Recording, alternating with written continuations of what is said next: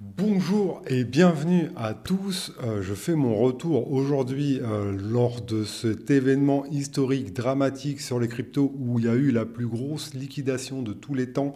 Donc je choisis bien mon moment. Je voulais pas revenir en plein boom et qu'on me dise ouais, il y a toujours les mêmes qui reviennent quand ça s'excite. Moi je reviens quand c'est l'enfer et parce que je pense que c'est certainement les meilleures opportunités sont à prendre dans les cas actuels.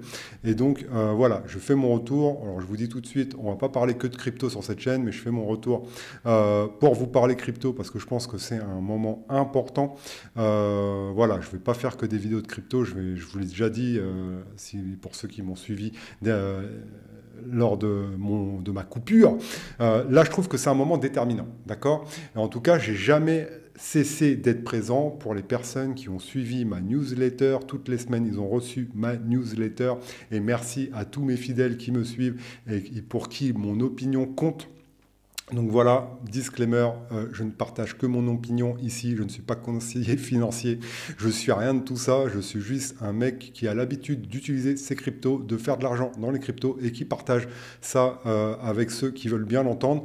N'oubliez jamais que vous êtes maître de vos décisions et de vos choix et que lorsque vous investissez dans les marchés, eh bien, vous jouez de l'argent si durement gagné. Donc, prenez toujours la mesure des choix que vous faites. Comme on dit, les choix font la vie et la vie est faite de choix. Donc, aujourd'hui, on va parler de cet événement terrible. Je me suis réveillé ce matin avec une chute de plus de 20% dans mon portefeuille, avec des milliers de dollars en moins. C'était terrible. Maintenant, voilà, je vais vous dire, moi, ce que je fais. Ce que je partage, il y aura une newsletter spéciale ce soir avec des détails que je vous partagerai. Le lien pour la rejoindre, elle est juste en dessous. Et voilà, c'est parti. On se retrouve avec les news tout de suite.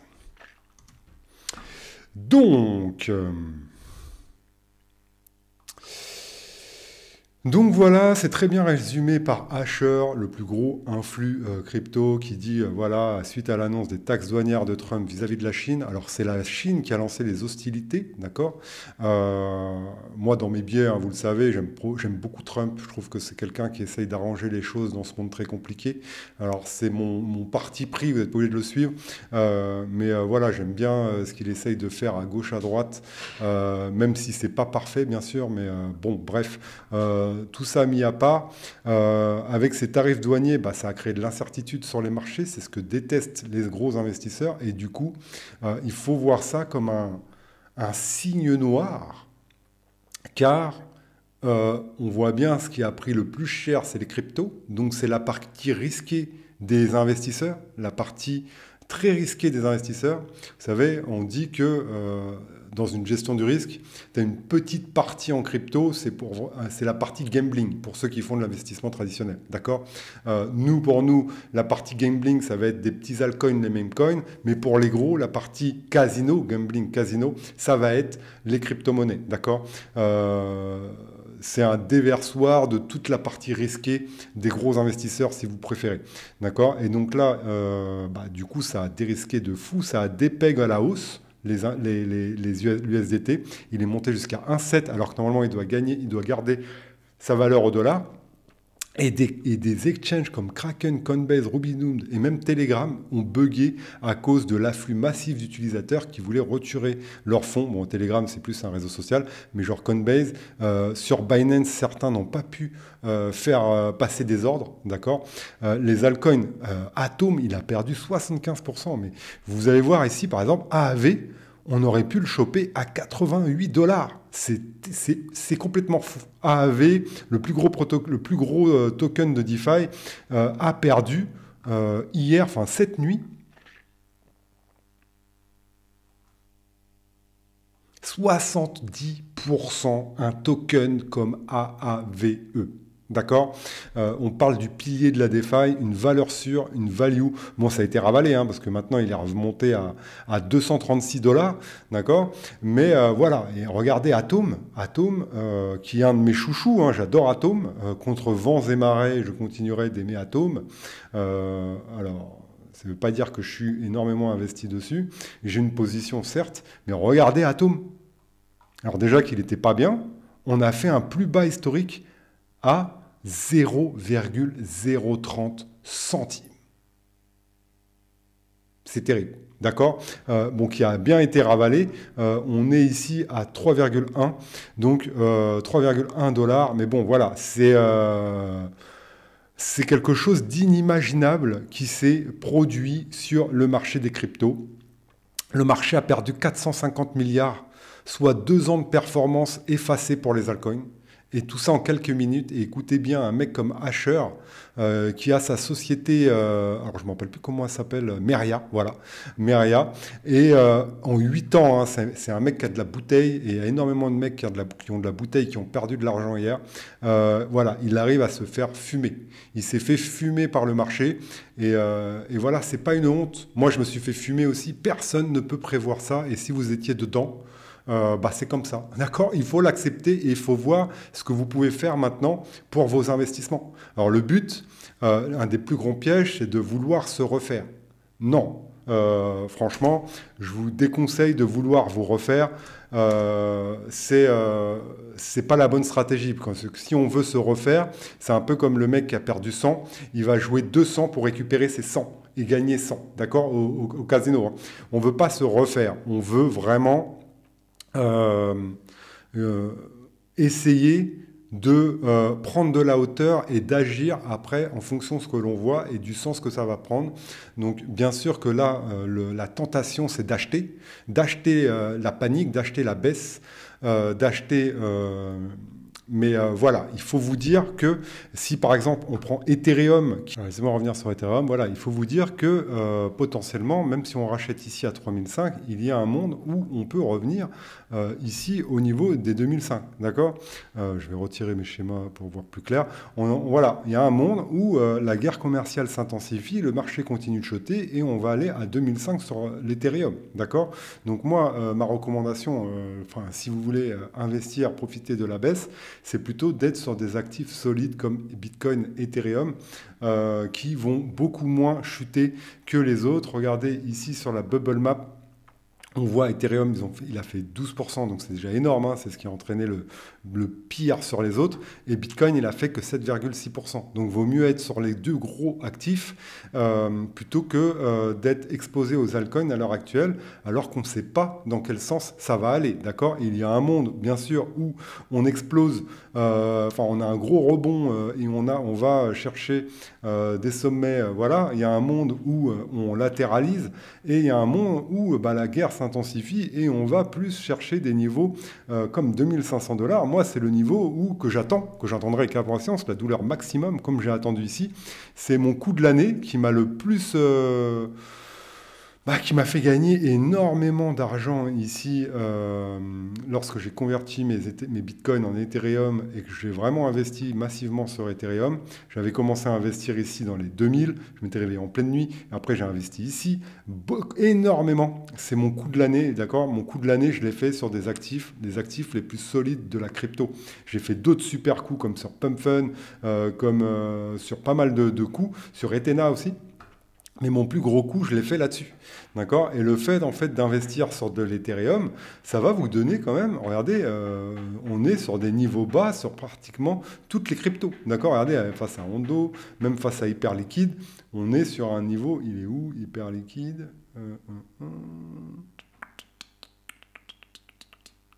Je trouve. Ah, il est là.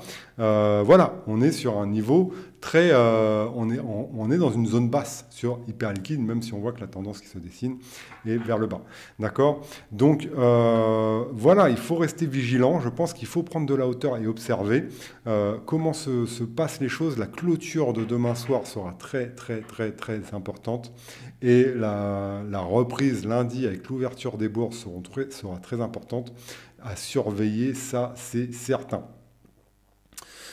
On On ira voir ça après, parce que ce qu'il faut surveiller, c'est surtout les indices américains, d'accord? Donc moi, c'est pour ça que je suis très vigilant. Regardez, on est encore loin de la moyenne mobile des 20 dernières périodes qu'on va généralement chercher pour rebondir lors de baisse, d'accord? On est un peu dans la même configuration, on est en train de monter ici.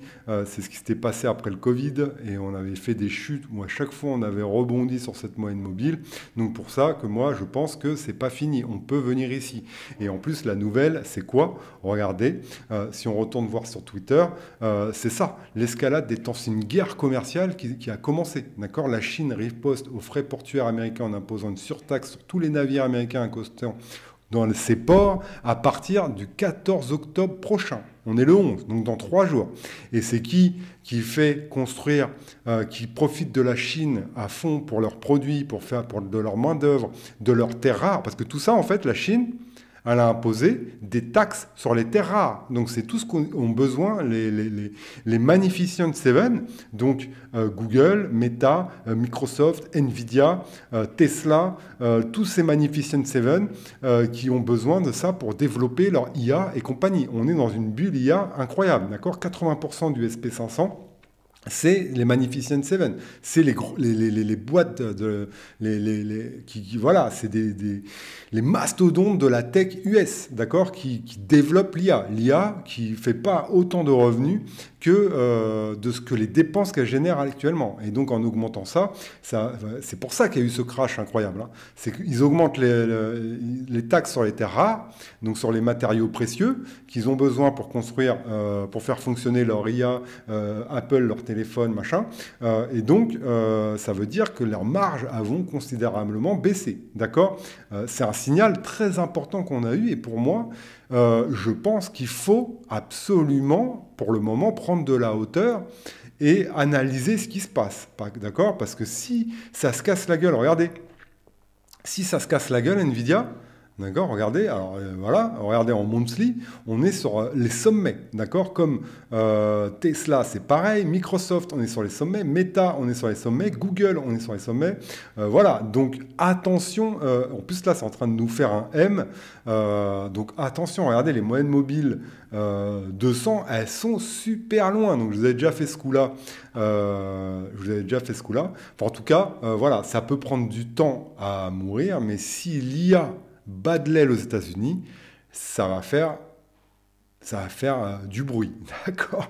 Je sors tout le temps cette citation du bon, la brute et le truand, que Touko il dit, quand ta grosse carcasse ça va tomber, ça va faire du bruit. On sait qu'il y a une bulle IA qui existe avec ces Magnificent Seven qui utilisent des techniques assez fallacieuses pour se maintenir sur les sommets. Donc voilà, le but c'est pas de vous faire peur. Moi je pense toujours à un excellent Q4 parce que ça peut, voilà, celui qui est toujours beer. On sait que ce risque existe depuis longtemps. Je l'avais mis dans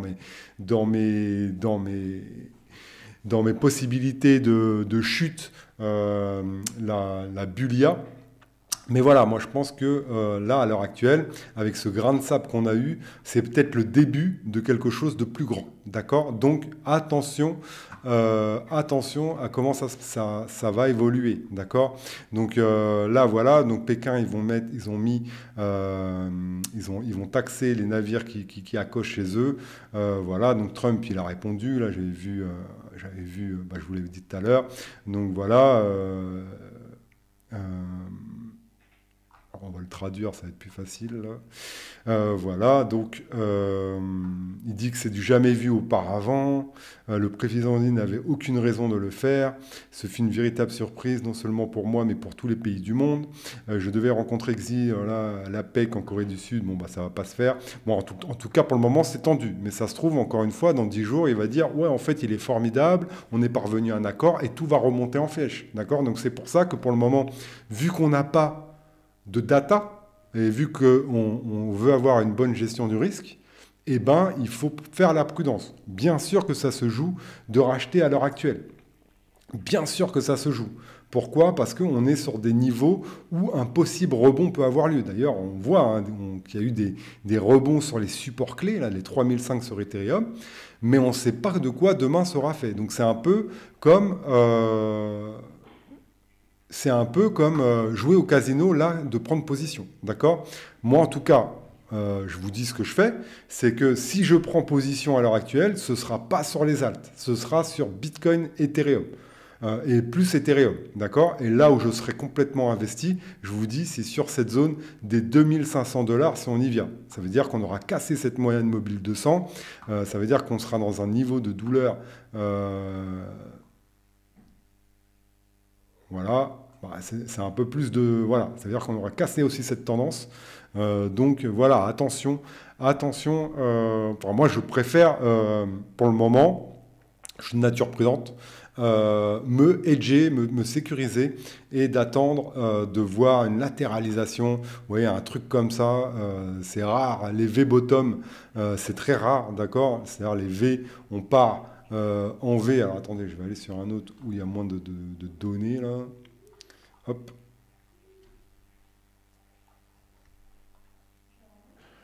Voilà, donc j'avais fait ce scénario-là, d'accord? Bon, bah là, clairement, bah, c'est celui-là qui est précipité. Je voyais une épaule, tête-épaule, avec une possibilité de revenir ici en daily. Bon, bah là, clairement, on a invalidé ce scénario, hein, clairement.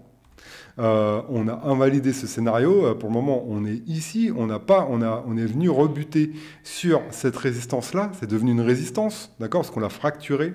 Donc, au moins reprendre ce niveau maintenant, avant de tomber, parce que là, à l'heure actuelle, on a fait ça, ça, et on peut revenir chercher là, tac, et venir du coup tester notre zone des 2500 $.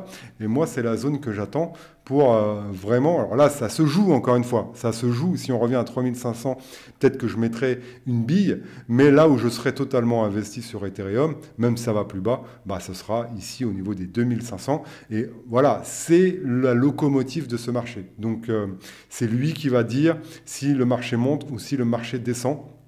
Et donc potentiellement, moi, ce que je regarde à l'heure actuelle, ça va plus être les alts, mais Ethereum, ce qui nous fait. Et lorsqu'on aura une bonne tenue d'Ethereum, eh bien, ça vaudra le coup de se diversifier dans les alts. Mais en attendant, voilà, je pense qu'il faut observer la situation. Moi, j'ai rien vendu, hein, parce que quand on a une baisse comme ça, on a souvent un rebond derrière.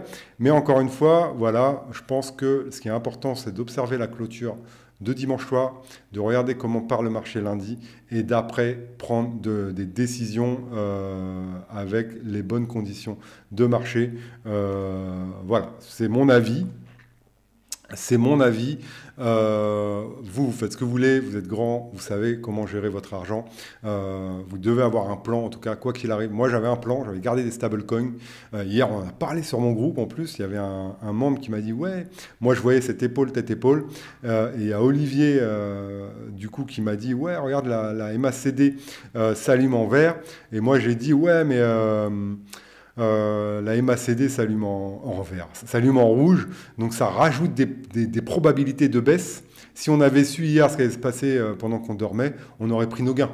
Sauf que c'est imprévisible, d'accord? J'ai dit, moi, si on part en scénario baissier, j'ai mes stablecoins que je peux réinvestir et du coup acheter à bas prix. Et lorsque ça va rebondir, ça va lisser mon prix, d'accord? Voilà, mais en tout cas, voilà ce que j'avais à dire sur la situation actuelle.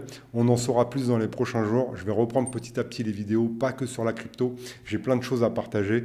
Mais en tout cas, voilà, si vous avez aimé, bah, n'hésitez pas à mettre un like et à m'encourager. Je sais qu'on ne fera pas beaucoup de vues seuls, mes plus fidèles iront voir cette vidéo. Mais voilà, le petit commentaire, le petit like, ça fera toujours plaisir si vous avez regardé cette vidéo. Et si vous voulez avoir mon analyse dans la newsletter du jour, n'hésitez pas à vous inscrire. Le lien est en description. Je vous dis à une prochaine vidéo.